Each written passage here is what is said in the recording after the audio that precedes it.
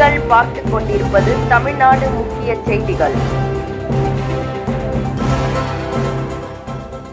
காஷ்மீர் மாநிலம் பகல்கம் பகுதியில் சுற்றுலா சென்ற அப்பாவி இந்துக்கள் 28 பேர் தீவிரவாதிகளால் சுட்டுக் கொல்லப்பட்டனர். பலியான இந்து சகோதரர்களுக்காக இந்து ஒற்றுமை மையம் சார்பில் மோட்ச தீபம் ஏற்றி புஷ்பாஞ்சலி செலுத்தப்பட்டது. இந்த நிகழ்ச்சியில் கருணாகரன் பாஜக மாவட்ட பொது செயலாளர், ஹிந்து ஒற்றுமை மையம் நிறுவனர் விநாயகர் ராஜேஷ் மற்றும் ஹிந்து முன்னணி மாவட்ட தலைவர் வினோத் கண்ணா, PHP மாவட்ட தலைவர் துரைபாண்டியன் மற்றும் லோகநாதன், நகரத் தலைவர் பாஜக நகர பொருளாளர் கோபிநாத் யாதவ், இந்து ஆட்டோ தொழிற்சங்கத்தின் இந்து அமைப்பின் பாஜகவினர் கலந்து கொண்டு மோட்சதீபமேற்றி சாந்தி மந்திரம் பாடி புஷ்பாஞ்சலி செலுத்தினார்கள்.